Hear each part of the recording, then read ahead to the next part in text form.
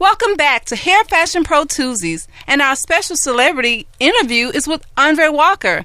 Let's get started. Let's start back. Okay. Andre, you still there? Yeah. Okay. Being Oprah's only hairstylist for 25 years, what do you think that has allowed you or enabled you to be designated as her stylist, her sole stylist for this long? I'm sorry, we had a little interruption there in the middle of your question. Mm-hmm. I said, being Oprah's only personal hairstylist for 25 years, what have been the most significant styling and professional skill sets that have enabled you to do her hair so long? What skills do you possess that have allowed you to stay in this position for so long? Well, I think skills are important, but I think being flexible and patient and available is probably skills go for this position with her, because Oprah's a very, very busy person, and it could be working with her could be 2 full-time jobs, really. I imagine. And really, she does need 2 hairstylists, and with the schedule that she carries. But so far, I've been the only one that's been able to, hang in there and do it. And you're doing a fabulous job. Fabulous job. So what do you enjoy about it? What do you enjoy most about it? Being creative, doing something that, makes her feel beautiful, being able to be a part of her team, and, and what she being able to support her in that. But most of all, being able to make her even more beautiful. And, and one of the things is if I'm walking, stops me and say, I've been following your career, and I just think you've been amazing. And that is like the biggest compliment I could receive. Yeah, I mean, you're doing totally fabulous work. We were just looking at the cover of the new magazine. Let's talk about hair and the big hair. And I'm going through just like some of the. I shared this today on my Instagram. An old picture of Hallie that you actually created the signature. You actually gave her the signature crop look first. Oh, Halle Berry? Yes. Oh, yeah, I did. Halle was a regular client of mine back in the beginning of her career, and she used to have shoulder-length hair, and then she became very busy traveling quite a bit, and it was really hard for her to keep up with her hair and find someone who could really handle it because she was flying around quite a bit. And so one day she was in the salon, and I just suggested, why don't we just do something really short? I said, because you have such a beautiful face and, a beautiful, beautiful physique that you could definitely carry this off. And, she kind of closed her eyes, and, and I did it, and she loved it, and everybody else loved it, and I've seen her with her hair long once since then, but every time I see her now, her hair is short. So you definitely created a style icon. I mean, it is one of the most mimicked, and it's just transcend decade after decade. It's just it's a very modern cut, but it's also very classic at the same time. Absolutely. So give us your favorite hairstyle, a fondest memory of. We just shared this with Halle, but with Michelle Obama. Oh yeah, Miss Obama, First Lady. Yes, I had the opportunity of working with her, and that was before she became First Lady, and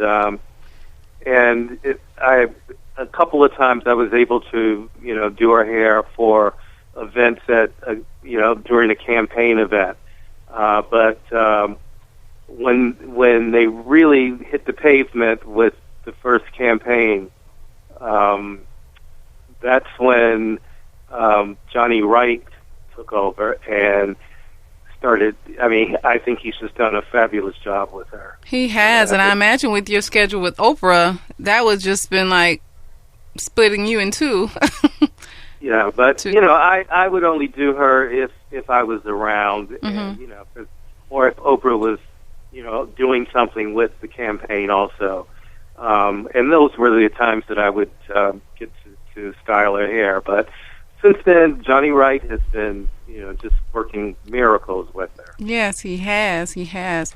So give us like your favorite, your fondest moment with Oprah's hair. What is like one moment that you live for? Oh, God, that's so hard. I've had so many.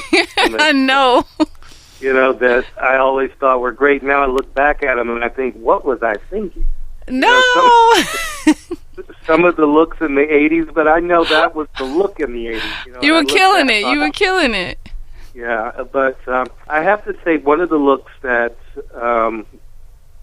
I really like is when I did somewhat of a choppy layered look on her around her 50th birthday. And it was kind of shoulder-length hair, had bangs, and it was just kind of choppy, flippy on the ends, and just kind of just spiky. Okay. That was one of my favorites, and I love, doing her hair very curly. I love when we do that curly mane sort of style on her. And recently, we've been doing, this natural look on her. I don't know if you saw the September issue of O Magazine yet. Yes, I was just sharing that. We were just sharing that, and it's actually our tagline for the show. Let's talk about hair. Yes, the cover. Yes. And the art director for the magazine wanted to do a huge afro, and so I was out like wig shopping, trying to find a big afro wig, and I ran into my friend Kim Kimball, and we were talking about it. She said, and I was prepared. I had bought hair. I was going to make a wig. I was going to make it because I couldn't find one big enough. So I found hair that I was going to make into a wig, an afro wig. And I was telling Kim about it. She said, "Honey, I have one in my studio that you could borrow if you want to. It's exactly what you're talking about." And I said, "Okay, well, let me see it, and I'll see if we can use it." So she loaned it to me, and I of course, I had to, style it, wash it, and style it. It took me 3 days to get this hair. It was so much hair. It took me 3 days to, I work on it a little bit to get it, to play in it, and while it was wet, and it took me literally 3 days to get it completely dry. Oh, I can imagine. I mean, it's ginormous and beautiful. We were looking at the cover of O Magazine, everybody, and we're speaking with celebrity stylist and entrepreneur Andre Walker. He's telling us about the making the styling of that cover with this beautiful, beautiful afro. Yeah, it was. I mean, that was a great moment for me, shooting that, because that's something that is so out the box for Oprah, and for her to try something, that different and, and so fashion forward, was a ton of fun, I have to tell you. Yeah, I did. I was like, okay, go Oprah, go Oprah. I was like, look at O. So I mean, definitely, and with it's just celebrating texture right now. Everything is about texture, and there was from your book, you made some quotes, that sort of rubbed some people wrong in regards to the varying states of natural hair, or the 4 types of natural hair. But I just want to share with you as a hairstylist that I totally agree about some of the coarser textures of hair, and I say this from a scientific from a standpoint that certain textures of hair at a certain level of coarseness, there needs to actually be some porosity caused by some chemicals, because some of those hairs can't even absorb moisture in that state. Right. So I certainly want to just extend my support and understanding for some of the statements that you made as a hairstylist. So, yes. Andre, can you saw Barbara Bush? Do you have a memorable moment in regards to Barbara Bush? I mean, what a unlikely client.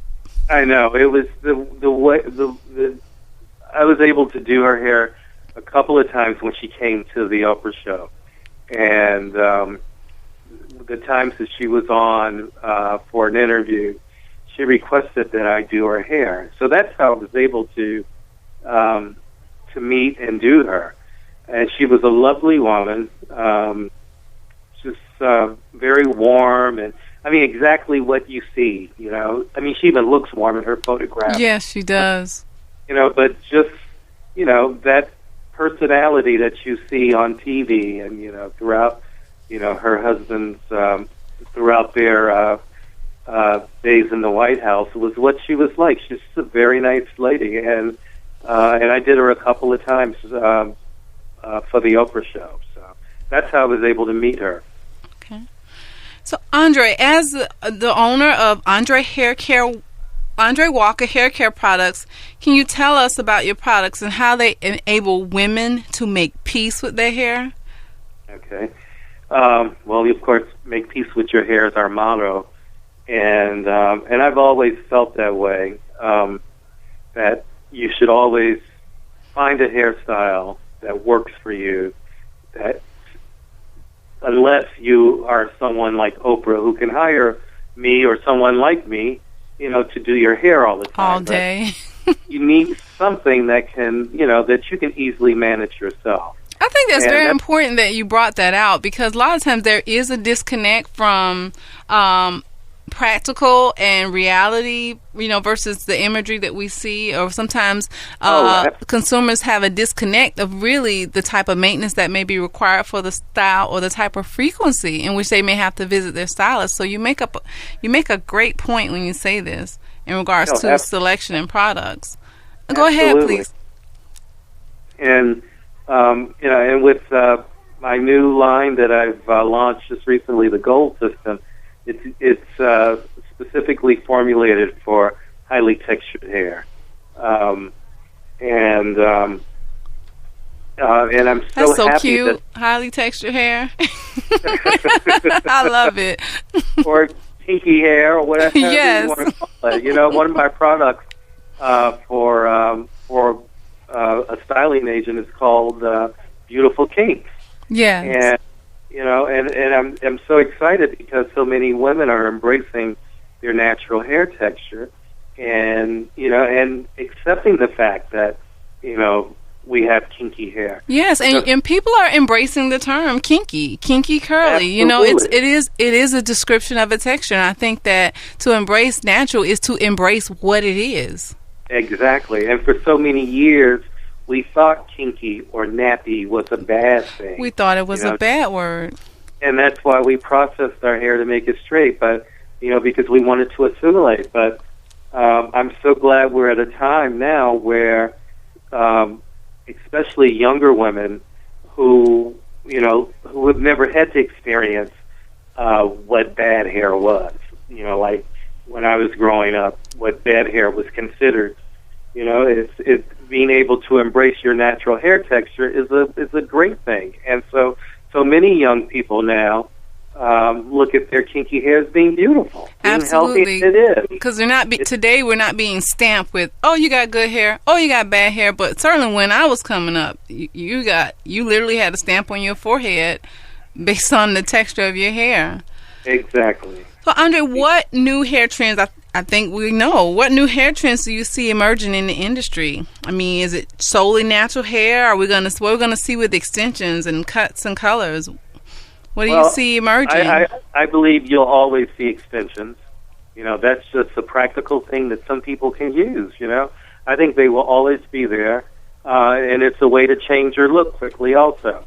But I really believe we're going to see more and more natural hair, or hairstyles that are somewhat natural. When I say somewhat natural, say for instance, if you have a texture of hair that you might want to relax, to get a looser texture or something like that, but still, wear it in its natural state. I think we're going to see more and more of that. I think we're going to see different shapes natural styles, different shapes of afros. Because that's what I've been noticing too within editorials, and even in regards to some of the editorials that I'm doing as far as the direction, is that it's not so much natural anymore, but texture is truly become the focus. Exactly. And not just taking the hair, making it a smooth, silky curl. Mm-hmm. It's taking, that textured hair and creating some sort of look with it. I mean, because I've been watching a lot. I'm in New York now, and I'm here for Oprah's premiere of The Butler, and Lee Daniels, The Butler. That's what it's called now. And I've seen lots of young, fashion-forward black women here since I've been here, and it seems like the more texture the afro had, the better. It used to be just a big, round, perfect afro. Now, it's like the more texture, the more dimension, the choppier it looks, the better. I know. So I think we're going to see more and more styles with natural hair. So you guys, and go ahead. I'm sorry. And being able to have natural hair and experience really healthy hair, because sometimes we, do all kinds of things to straighten our hair, either blowing it dry, pressing it, using relaxers on it, and using flat irons, and and doing all that all the time. What that does to the hair. Absolutely, it ravishes it. But when you have, I've experienced this with some friends and clients of mine who's gone natural now, who are like, God, I forgot what my real hair texture was. I forgot what it felt like. I forgot how healthy it is. So I think it's a new awakening for people, and we're going to see more and more of natural hair. So you guys who are tuning in now, I'm talking with celebrity stylist Andre Walker, Oprah's personal hairstylist for over 25 years. And I just want to ask you, Andre, in closing, what significant words of wisdom or life lessons would you like to leave with our audience? And also, where can we find you online? Okay, words of wisdom, or probably easy to start with online. Well, one thing that I do in my life that I try to live by intention. So, if you understand what that means, absolutely. A purpose-driven life. Look at a situation and what is my intention? What do I want from this situation? Mm-hmm. Because usually that is what surfaces. And I also believe in karma. I treat people the way you want to be treated, mm-hmm. and that's always, it comes back to you. What you put out absolutely comes back. And also, be passionate about what you don't be afraid to be passionate about something you love, because if you're going to work, you want to be happy doing something that you're passionate about. Absolutely. So, and if you just live by just those few things, your life can be very nice. So, but as far as where you can find my products, you can find it at AndreWalkerHair.com. And we have links to other sites as well that carry the line. So, and we're looking to go into some of the larger stores, which I can't mention now because we're talking to them. So, but right now we're available just at AndreWalkerHair.com. Okay, I'm so excited. I'm so thankful to have you join me today, Andre. And you guys can find his fabulous products at AndreWalker.com, AndreWalkerHair.com, and check out his products. And again, you said something that I've been just kind of charging with here lately, is that your passion has to be bigger than your ego. And as I would listen to you point out your life lessons, it sort of just chimes right on in with that, and that's what I take from it. And certainly you have a magnificent body of work that has been produced because of that spirit and because of that type of mentality or mantra, self mantra. So I want to thank you again for joining us, Andre. Thank you. I really appreciate you talking to me today.